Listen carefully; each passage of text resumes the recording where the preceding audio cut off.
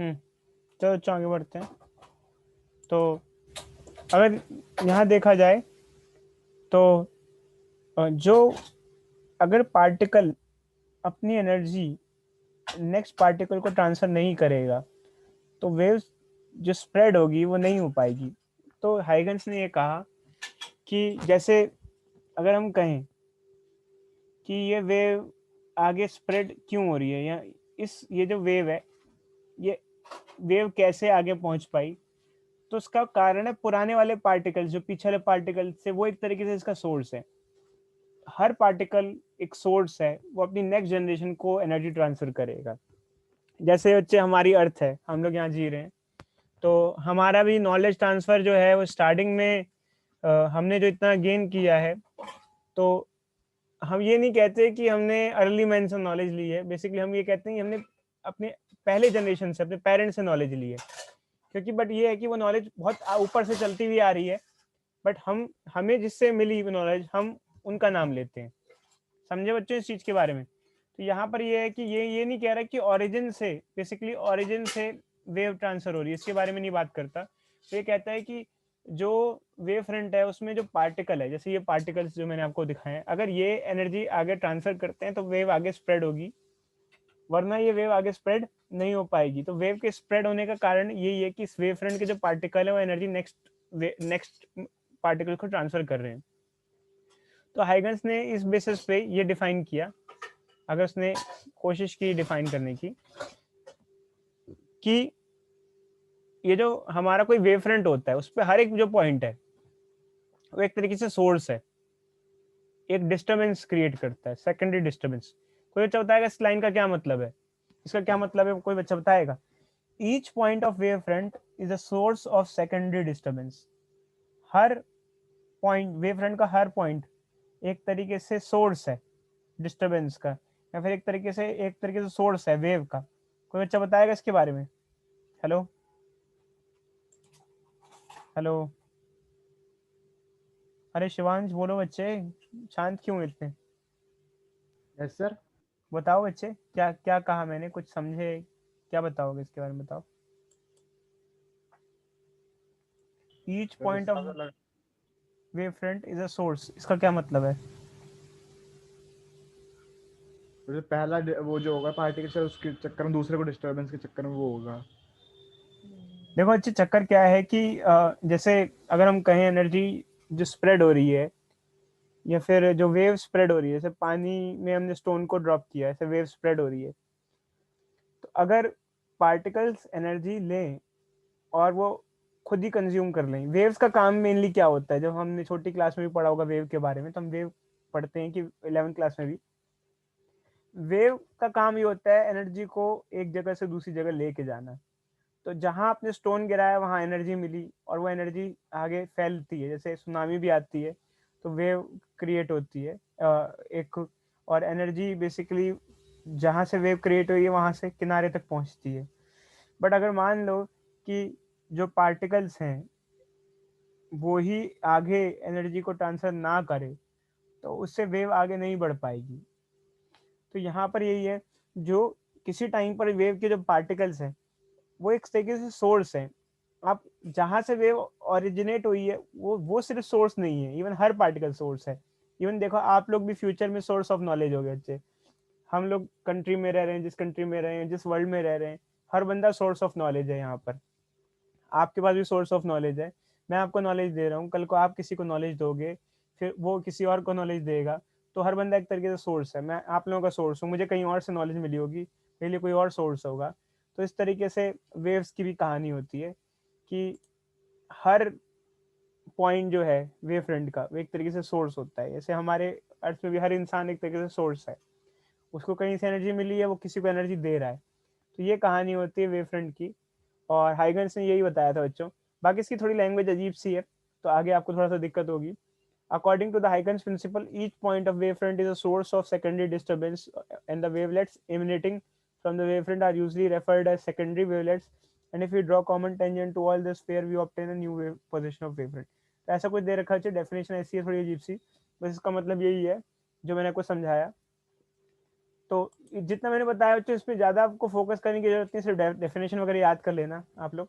But main चीज़ क्या है, अब मेन चीज़ ये है कि हाइगन्स प्रिंसिपल का यूज़ करके हम लोग लॉज ऑफ रिफ्लेक्शन और लॉज ऑफ रिफ्लेक्शन को प्रूफ करते हैं। हाइगन्स प्रिंसिपल ही वेव के बारे में, वेव को थोड़ा डिफाइन कर पाता है कि वेव क्या होती है, वेव कैसी होती है, वेव में पार्टिकल्स का क्या रोल होता है, रे सर क्या एक बार होती है। हगन्स प्रिंसिपल के बारे में, मतलब ऐसे ही ऊपर ऊपर से, हाँ बच्चे बोलो। हगन्स प्रिंसिपल के बारे में दोबारा बताना एक बार सर, ऊपर ऊपर से बता देखो दो। बच्चे, हाइगन्स प्रिंसिपल एक्चुअली एक तरीके से वेव का रोल बताती है कि वेव क्या होती है। जैसे सबसे पहले अगर हम बात करें तो वेव के बारे में आप काफ़ी कुछ जान चुके हो। जैसे अपनी 11th क्लास में पढ़ा होगा कि वेव क्या होती है। तो 11th क्लास में पढ़ते हैं कि wave is a kind of disturbance, wave is a kind of yes sir. Disturbance. वो डिस्टर्बेंस जो एनर्जी को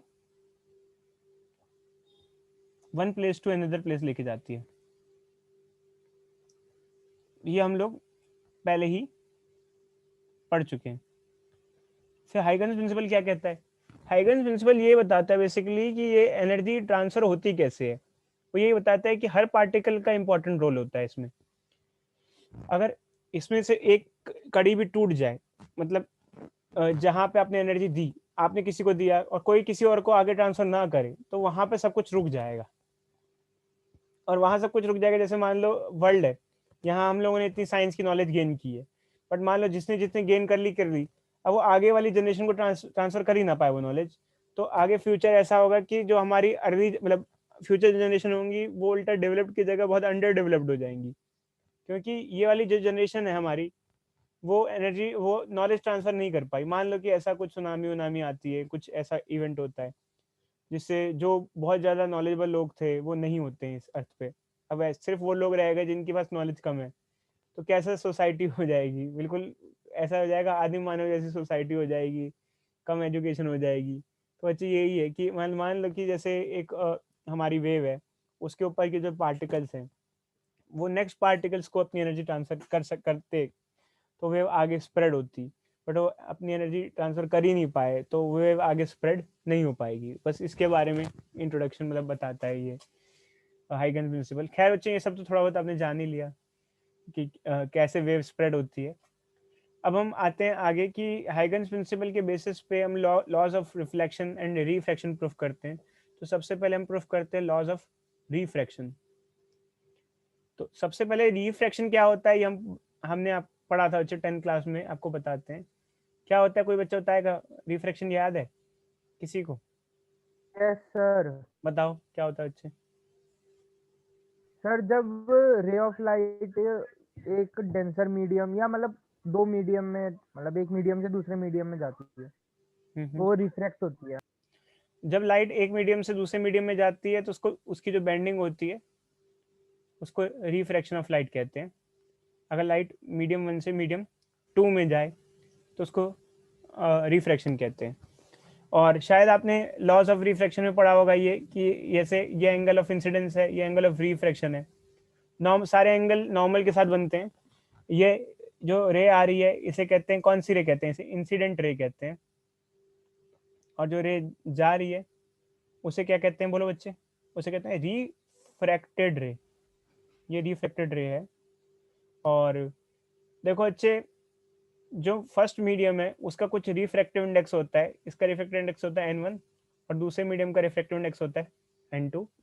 खैर रिफ्रैक्टिव इंडेक्स क्या होता है इसके बारे में भी हम एक बार डिस्कस कर लेंगे, बट फिलहाल तो अच्छा अभी इसे हम ऐसे ही चला लेते हैं। चलो बता ही देते हैं रिफ्रैक्टिव इंडेक्स क्या होता है। तो बच्चे 10th क्लास में आपने रिफ्रैक्टिव इंडेक्स पढ़ा था। जैसे कोई मीडियम है, उसका रिफ्रैक्टिव इंडेक्स क्या होता है, तो उसका रिफ्रैक्टिव इंडेक्स होता है speed of light by speed in vacuum by speed of light in that medium.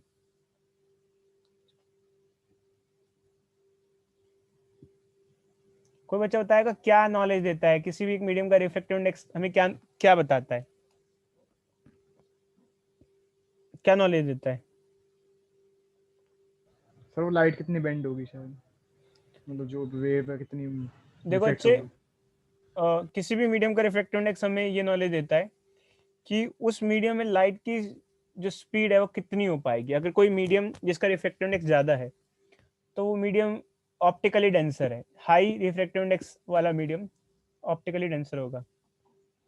एक मिनट में आता हूँ, 1 मिनट में आता हूँ, कोई आया हुआ है। अभी किसी क्लास तो नहीं है ना पीछे इसके बाद? एक मिनट सर बाद। मेरी तो नहीं है। सर नहीं होगी शायद।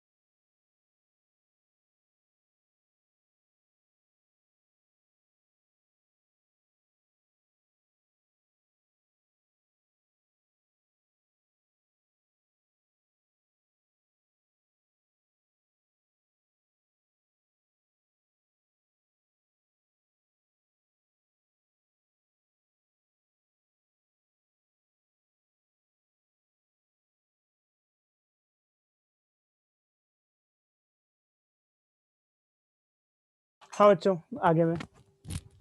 तो रिफ्रैक्टिव इंडेक्स क्या होता है बच्चों? जैसे किसी मीडियम का अगर रिफ्रैक्टिव इंडेक्स ज़्यादा है, हेलो आवाज़ आ रही है ना बच्चों? किसी भी मीडियम का अगर रिफ्रैक्टिव इंडेक्स ज़्यादा है, इसका मतलब ये होता है कि वो मीडियम ऑप्टिकली डेंसर है। ऑप्टिकली डेंसर मतलब लाइट को फ्रीली अलाउ नहीं करेगा। जैसे मान लो कोई एक मीडियम है, दो मीडियम को कंपेयर करें, एक का रिफ्रैक्टिव इंडेक्स 1.5 है और एक का 2 है, तो ये क्या हुआ? ऑप्टिकली डेंसर हुआ। मतलब इसमें लाइट की स्पीड कम होगी कंपैरेटिवली। समझे बच्चों? Hello hello hello hello yes hello. Sir. ठीक है। दोबारा बताना ये वाला जो आपने बोला अभी अभी। देखो बच्चों, मैंने ये बताया कि जैसे जिसका रिफ्रैक्टिव इंडेक्स ज़्यादा होता है जिस मीडियम का, वो मीडियम उतना ही ऑप्टिकली डेंसर होता है। ऑप्टिकल डेंसर मतलब कि लाइट को फ्रीली अपने थ्रू अलाउ ना करने वाला। जिसका रिफ्रैक्टिव इंडेक्स ज़्यादा है, 2, जैसे जिसमें 2 है, तो उसमें लाइट स्लो चलेगी, कंपैरेटिवली इसमें थोड़ी फास्ट चलेगी। ये होता है रिफ्रैक्टिव इंडेक्स। समझे बच्चे? मेनली बैंडिंग नहीं ओके सर। होती यार, ये ऑप्टिकल डेंसिटी के बारे में बताता है। ठीक है, अब हम आगे बात करते हैं। तो जैसे लॉ ऑफ रिफ्रैक्शन जो प्रूफ होता है वो इस बेसिस पे होता है। तो आप लोगों ने 10th क्लास में लॉ ऑफ रिफ्रैक्शन पढ़ी होगी बच्चे। तो फर्स्ट लॉ और सेकंड लॉ था sine I by sine R is equal to constant, जिसे स्नेल्स लॉ भी कहते हैं। शायद आप लोग भूल गए होंगे, इसलिए मैंने आपको फिर से रिवाइज कराया पूरा का पूरा। या फिर अगर आपको और डिटेल में बताएं तो कई बच्चों ने ये भी पढ़ा होगा ढंग से कि अगर sine I by sine R is equal to देखा जाए तो ये हो जाएगा n2 बाय n1। ये मेनली होता है, ये होता है लॉ ऑफ रिफ्रैक्शन। ये होता है लॉ ऑफ रिफ्रैक्शन। तो ये आप लोगों ने पढ़ा होगा अपनी 10th क्लास में। 10th क्लास में शायद आपने नीचे वाला फॉर्मूला ना पढ़ के सिर्फ ऊपर वाला फॉर्मूला पढ़ाया था, sine I by sine R is equal to constant. But खैर हमें ये प्रूफ करना है अभी फिलहाल, ये नीचे वाले हमने प्रूफ करना है। तो होता क्या है बच्चों कि जैसे हमें डेरिवेशन करना है, जो कि एग्जामिनेशन पॉइंट ऑफ व्यू से इंपॉर्टेंट है। इस डेरिवेशन में क्या होता है कि हाइगन्स ने माना कि मान लो ये एक सरफेस है और यहाँ मीडियम चेंज हो रहा है, बाहर एक मीडियम 1 है और ये मीडियम 2 है नीचे, और लाइट रेज आ रही हैं ऐसे यूं, और इस सरफेस पे फॉल कर रही हैं ऐसे। लाइट रेज आ रही हैं और सरफेस पे फॉल कर रही हैं। ऑब्वियस सी बात है, जब लाइट रेज सरफेस पे फॉल करेंगी तो रिफ्रैक्शन होगा। आमतौर पे अगर रिफ्रैक्शन की बात करें तो रिफ्रैक्शन की अगर डेफिनेशन की बात करें तो आप लोगों ने जब पढ़ा था तो आपने पढ़ा था refraction is bending of light when it enters from one medium to another. जब वो एक मीडियम से दूसरे मीडियम में जाएंगी तो बेंडिंग हो जाएगी। तो हमने दो लाइट रे शो किया, अब ये जो रेज आई है ये बेंड हो जाएंगी। और आपने ये भी चीज़ पढ़ी थी कि अगर लाइट रे रेयरर से डेंसर जा रही है, रेयरर मीडियम से डेंसर मीडियम की तरफ जा रही है, तो टूवर्ड्स द नॉर्मल बेंड कर जाएगी। तो मान लेते हैं हम नीचे वाला मीडियम डेंसर है, तो टूवर्ड्स द नॉर्मल बेंड करेगी। ये हमारी रेज है, ठीक है। अब देखो अगर ये रेज है तो वेव फ्रंट कैसा होगा। हमने पहले ही एक चीज़ पढ़ी थी हाइगन्स में कि रे और वेव फ्रंट में एंगल 90 डिग्री का होता है। देखो बच्चों, अगर आप देखो तो यहाँ परपेंडिकुलर टर्म हमने पढ़ी थी, ढंग से देखो बच्चे, ये परपेंडिकुलर टर्म हमने पढ़ी थी कि अगर लाइट रे और वेव फ्रंट ड्रॉ करते हैं तो हमने परपेंडिकुलर पढ़ा था। तो लाइट रे ये है तो वेव फ्रंट क्या होगा। अगर आपको वेव फ्रंट दिखाना है तो वेव फ्रंट ले सकते हो आप। ये हमारा वेव फ्रंट है, देखो ऐसा वेव फ्रंट पूरा आ रहा है, बढ़ रहा है, वेव फ्रंट बढ़ रहा है, बढ़ते बढ़ते बढ़ते बढ़ते ये वेव फ्रंट यहाँ आ गया। तो ये हमारा वेव फ्रंट है, इसे कह सकते हैं इंसिडेंट वेव फ्रंट। ये जो वेव फ्रंट आ रहा है येलो कलर का, इसे कह सकते हैं इंसिडेंट वेव फ्रंट। अब कहानी थोड़ी सी अजीब हुई। कहानी अजीब यहाँ पे हुई कि ये रेज आ रही थी। अब हुआ ये कि ये वाली जो रे थी, एक रे ए पे पहुंची ठीक टाइम, उस टाइम पे ये वाली रे बी पे है।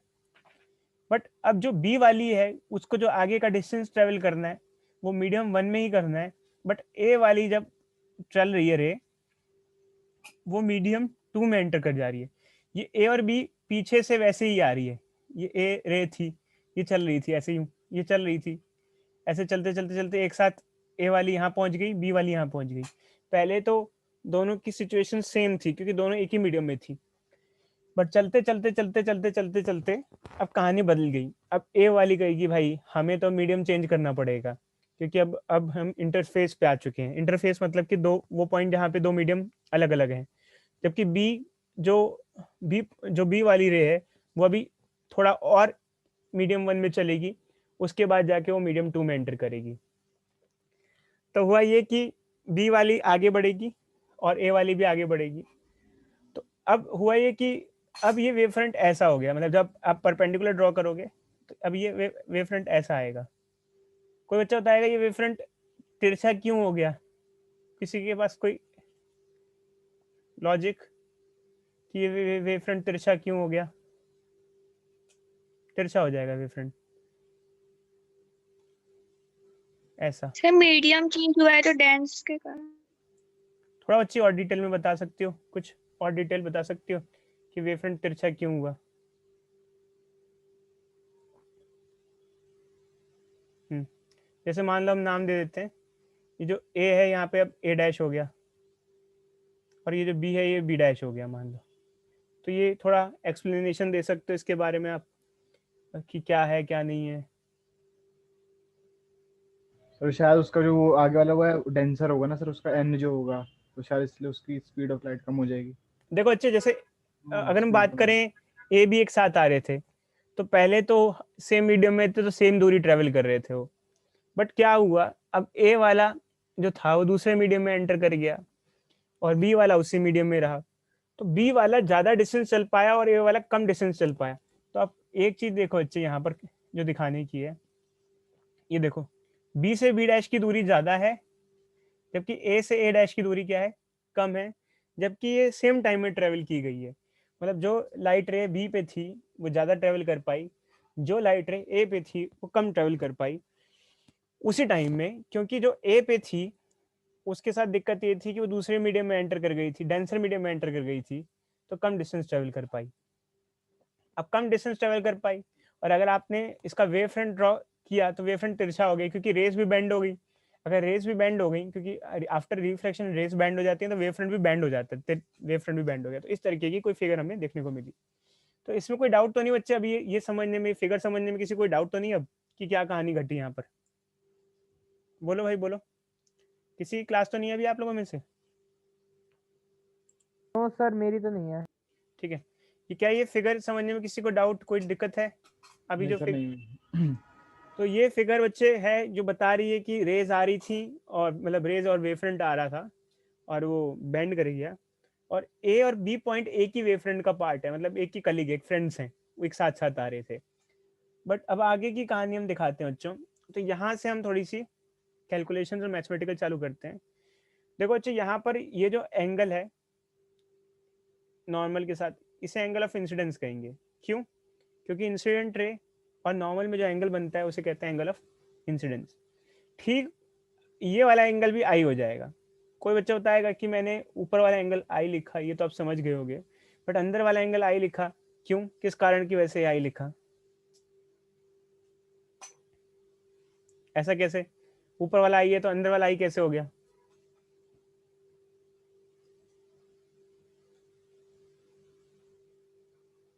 बोलो। देखो अच्छा, एक रूल होता है, हमने आपको बताया, ये जैसे दो परपेंडिकुलर लाइंस हैं, पर ये दो परपेंडिकुलर लाइंस हैं, तो ये वाला एंगल और ये वाला एंगल बराबर होगा। अगर ये एक्स होगा तो ये भी एक्स होगा। चाहे तो आप ट्रिग्नोमेट्रिकली कर सकते हो। अब आप कहोगे सर ये परपेंडिकुलर लाइंस कैसे हैं? देखो भाई, एक तो ये परपेंडिकुलर है। कोई बच्चा होता है कि ये परपेंडिकुलर क्यों है? जो मैंने अभी पिंक से ड्रॉ किया परपेंडिकुलर क्यों है? इसका परपेंडिकुलर होने का कारण क्यों है?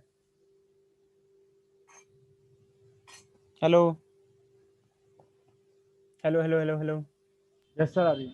परपेंडिकुलर क्यों है ये परपेंडिकुलर इसलिए है कि जो मैंने येलो वाला ड्रॉ किया है वो वेव फ्रंट है, और ये जो ग्रीन वाला है ये रेज है। हमने आपको एक चीज हमेशा बताई है कि रे और वेव फ्रंट आपस में परपेंडिकुलर होते हैं, तो एक ये परपेंडिकुलर हो गया। दूसरा ये जो नॉर्मल ड्रॉ किया है और ये जो सरफेस है ये भी परपेंडिकुलर है। अब ये तो वैसे परपेंडिकुलर होता ही है, क्योंकि नॉर्मल और सरफेस हमेशा, नॉर्मल का मतलब ही क्या होता है 90 डिग्री, तो ये तो परपेंडिकुलर होगा ही होगा। तो ये दो परपेंडिकुलर हो गए। तो अगर ये वाला एंगल आई है तो दूसरा वाला एंगल भी क्या होता है? आई होता है। कैसे होता है बच्चे? लगा लो बच्चे, पूरा दो इक्वेशन बना के सॉल्व सिंप्लीफाई कर लो, आ जाएगा। या करूँ मैं? बताओ, बोलो। हेलो, बोलो भाई बोलो। बोलेंगे? अच्छा चलो अच्छे। ठीक ऐसे ही ये वाला एंगल जो है ये एंगल ऑफ रिफ्रैक्शन है। एंगल ऑफ रिफ्रैक्शन क्यों? क्योंकि ये वाली जो रे है ये रिफ्रैक्टेड रे है और ये नॉर्मल है। नॉर्मल में और रिफ्रैक्टेड रे में जो एंगल बनता है उसे एंगल ऑफ रिफ्रैक्शन कहते हैं, और ये अंदर वाला एंगल भी स्मॉल आर हो जाएगा, एंगल ऑफ रिफ्रैक्शन हो जाएगा इसी के साथ साथ। तो यहाँ पर हमें कुल मिला के ये ट्राइंगल बनता है। अब हम मेनली बात करते हैं ट्राइंगल की। कौन से ट्राइंगल की? दो ट्राइंगल की, ये जो अंदर बन रहे हैं। पहला ट्राइंगल है A B B dash, and दूसरा ट्राइंगल है ट्राइंगल,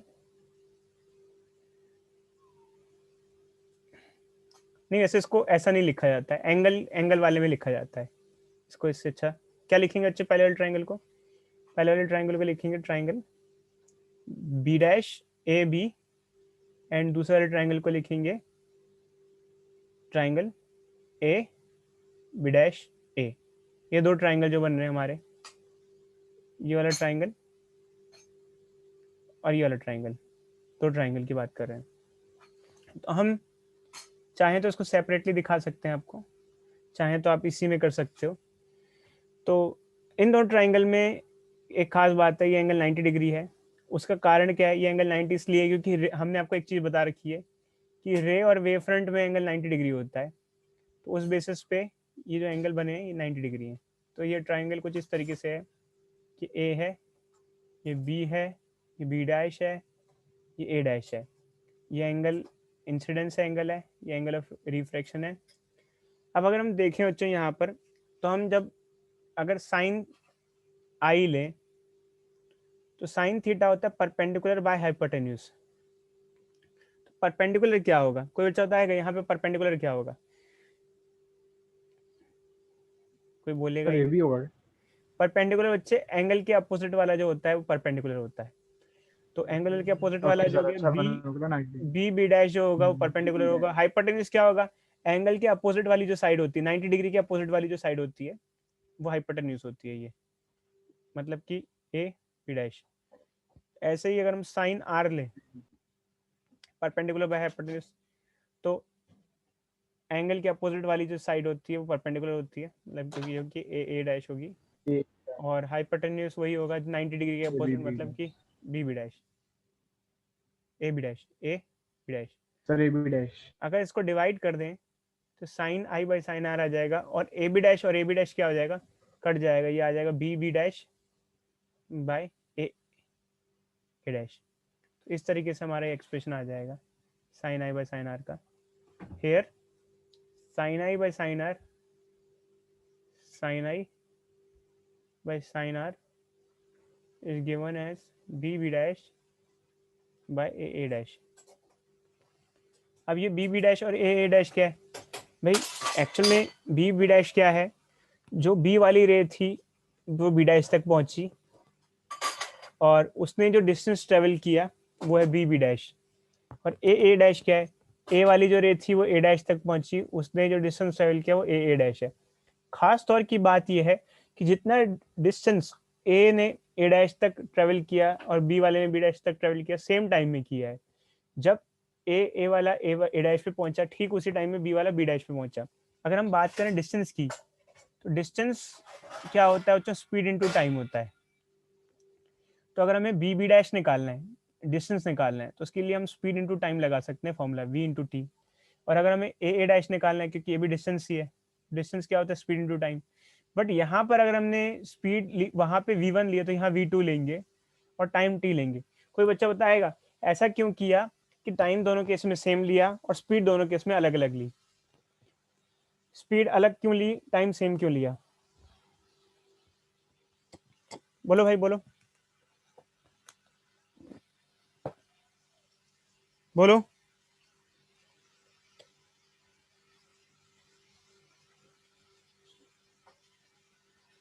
बोलो भाई।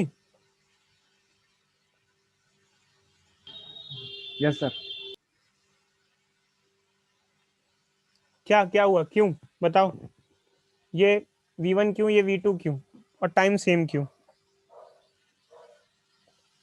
जो b b डैश है उसमें सर वो बोलो स्पीड तो बोलो, चेंज हो जाएगी ना सर, जब वो आएगी वेलोसिटी तो क्योंकि वो b चेंज वाला जो b डैश तक पहुंचा वो मीडियम 1 में ही चल रहा है, होगी। तो उसमें वेलोसिटी v1 है, और जो a वाला है वो a डैश तक पहुंचा है क्योंकि वो दूसरे मीडियम में एंटर कर चुका है, तो वेलोसिटी चेंज हो जाएगी।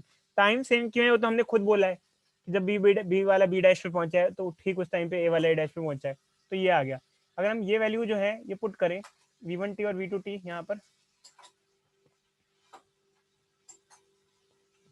ये कट जाएगा, तो इससे sine I by sine r जो होगा ये v1 बाय v2 हो जाएगा। Sine I by sine r v1 by v2 हो जाएगा। देखो अच्छे, जब हम लोगों ने अपनी 10th क्लास पढ़ी थी तो 10th क्लास में हम पढ़ते थे रिफ्रैक्टिव इंडेक्स क्या होता है, c बाय v। अगर फर्स्ट के लिए करें तो ऐसा हो जाएगा, सेकंड के लिए करें तो ऐसा हो जाएगा, डिवाइड कर दें तो ये कट जाएगा, तो ये v2 बाय v1 हो जाएगा। तो n1 बाय n2 को v2 बाय v1 लिख सकते हैं। अगर रेसिप्रोकल करें तो n2 बाय n1 को v1 बाय v2 लिख सकते हैं। तो यहाँ से अगर देखा जाए तो इसके बराबर होता है, जो कि हमने छोटी क्लास में पढ़ा था। तो यहाँ से अगर v2 bye v1 by v2 की वैल्यू पुट करनी है तो n1 बाय n2 लिख सकते हो, क्योंकि हमने ये लिख दिए। और यहाँ पर ये हमने डेरिवेशन कर लिया है, जो हमारी लॉज ऑफ रिफ्रैक्शन है, इस लॉ को स्नेल्स लॉ भी कहते हैं, स्नेल्स लॉ का एक्सप्रेशन निकाला है बच्चों। तो ये ऐसा कहा जाता है, ये डेरिवेशन है लॉ ऑफ रिफ्रैक्शन का फ्रॉम यूजिंग हाइगन्स प्रिंसिपल। बोलो भाई, कोई डाउट किसी को? हेलो हेलो हेलो, हाँ सर। किसी को कोई डाउट बच्चों? ये इंपॉर्टेंट है, ये आता है एग्जामिनेशन में, अगर एग्जामिनेशन में थ्योरी क्वेश्चन आता है तो ये आता है। सर एक बार नीचे करना वहीं पे जहाँ पे निकाला था वैल्यू।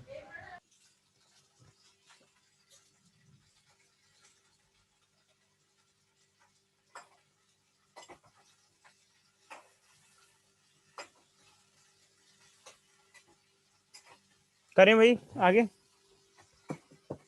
Yes sir. तो ये बच्चों ये है लॉ ऑफ रिफ्रैक्शन। अब थोड़ा सा टाइम ले रहे हैं बच्चों, लॉ ऑफ रिफ्लेक्शन भी बता देते हैं, बट वो इतना इंपॉर्टेंट नहीं है, बहुत ज़्यादा एग्जामिनेशन में पूछा नहीं जाता है, बट फिर भी देख लो लॉज ऑफ रिफ्लेक्शन।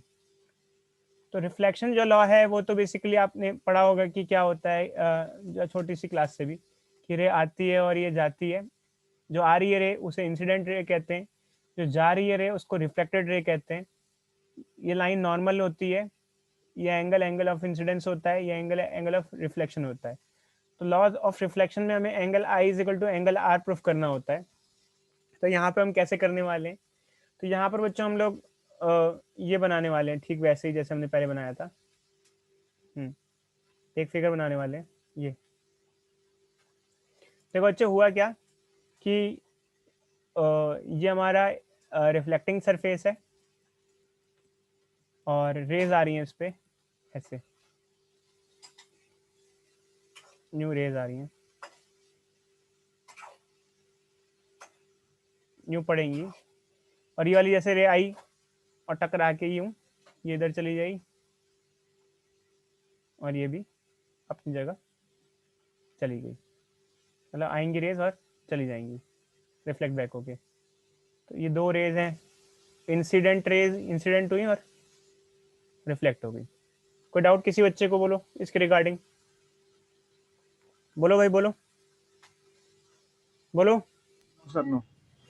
ये एक वेव फ्रंट हुआ, ये वेव फ्रंट आ रहा है, ये एक वेव फ्रंट आ रहा है, जैसे कोई वेव फ्रंट आ रहा है, ये कोई वेव फ्रंट आ रहा है, जैसे मान लो ये हमारा कोई वेव फ्रंट आ रहा है, ऐसे कोई वेव फ्रंट आ रहा है हमारा। ये फिगर थोड़ा सा बनाने में मुझे दिक्कत होती है, अच्छे वेव फ्रंट आ रहा है और ये वेव फ्रंट टकरा के जा रहा है। इसकी फिगर यहाँ से देख लेते हैं। तो ये हमारा फिगर है और ये बच्चों ज़्यादा इंपॉर्टेंट नहीं है इतना कंपैरेटिवली, उसको ज़्यादा टेंशन लेने की ज़रूरत नहीं है उसमें। तो ये रेज आ रही हैं हमारी, इंसिडेंट रेज हैं, टकरा रही हैं, उसके बाद रिफ्लेक्ट हो रही है। ये दो इंसिडेंट रेज हैं, ये रे ऐसे आई टकराई और रिफ्लेक्ट हो गई, और ये रे भी आई ऐसे टकराई और ऐसे रिफ्लेक्ट हो गई। अब ये वेव फ्रंट है जो ऐसे आ रहा था, यहाँ पे इसको हमने ऐसे ले लिया, ये वेव फ्रंट आ रहा है, ये इंसिडेंट वेव फ्रंट हुआ, A B is incident wave front. तो टकराने के बाद जो सी डी है वो रिफ्लेक्टेड वेव फ्रंट है। क्यों?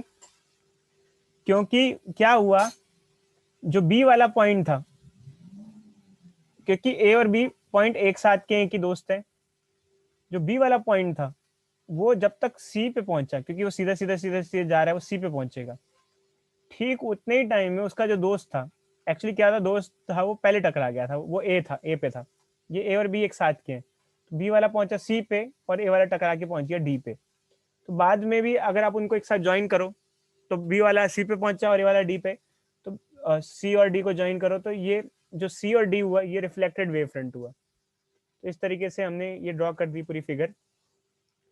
अब इसके अंदर क्या है, कोई खास एक्सप्रेशन डेरिवेशन नहीं है। ये वाला जो एंगल है इसे एंगल ऑफ इंसिडेंस कहते हैं। कारण क्या है, एंगल ऑफ इंसिडेंस क्यों कहते हैं? क्योंकि इंसिडेंट रे और नॉर्मल में जो एंगल बनता है उसे एंगल ऑफ इंसिडेंस कहा जाता है। अगर ये आई है तो ये वाला भी एंगल आई हो जाएगा, अंदर वाला एंगल भी आई हो जाएगा, दोनों आई हो जाएंगे, वही ठीक वही रूल से।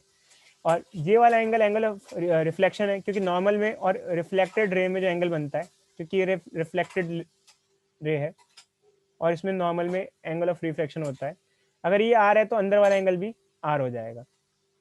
तो ऐसा करके फिगर बनती है हमारी पूरी। अब खास बात क्या होती है बच्चे, खास बात इसमें क्या है कि हमें प्रूफ करना है angle i is equal to angle r. तो इसके लिए अब हमारे पास, हमने देखा जाए तो हमें दो ट्राइंगल्स बन रहे हैं। अगर हम बाकी सबको छुपा दें और उन दो ट्राइंगल की बात करें तो ठीक वो वैसे ही ट्राइंगल है जो आप अपनी 9th क्लास में पढ़ते थे। ये ऐसे ट्राइंगल बन रहे हैं। कौन कौन से ट्राइंगल बन रहे हैं ये? एक है ए, एक है बी, एक है सी, एक है डी, और ये वाला एंगल है आई और ये वाला एंगल है आर। तो याद आ रहा है बच्चे, इन दोनों ट्राइंगल का हम क्या प्रूफ करते थे, कुछ याद आ रहा है? Angle of reflection is equal to angle of incidence. देखो बच्चे, इन ट्राइंगल की हम कॉन्ग्रेंसी प्रूफ करते थे, कॉन्ग्रेंट ट्राइंगल्स याद करो। कॉन्ग्रेंसी प्रूफ करते थे, सेम बेस है, एंगल सेम है, ये वाला एंगल तो 90-90 हो जाएगा, ये वाला एंगल बी और डी। जबकि खैर हमें यहाँ कॉन्ग्रेंसी प्रूफ नहीं करनी, बट अगर आप देखो जहाँ पर, तो आप देखोगे these two triangle are congruent to each other, जो कि हमें दिखाना नहीं है, बस हमें पता है कि ये जो ट्राइंगल्स है कॉन्ग्रेंट है। यहाँ पे लिख रखा है बच्चा हमने कौन कौन से, AEC ट्राइंगल और कौन सा ट्राइंगल, ABC ट्राइंगल। अब देखोगे बच्चे यहाँ पर ये जो ट्राइंगल हमारे पास जो है ये कॉन्ग्रेंट है।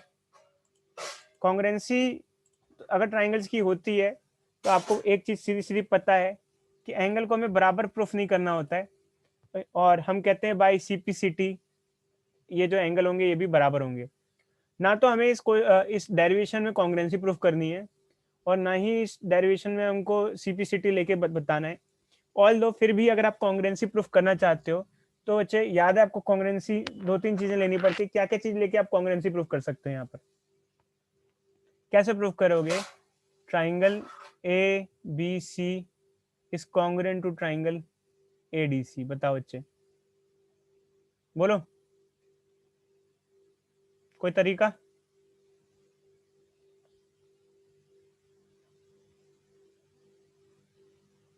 देखो बच्चे, पहले ले लोगे angle B is equal to angle D, 90 degree का एंगल, 90 डिग्री ईच।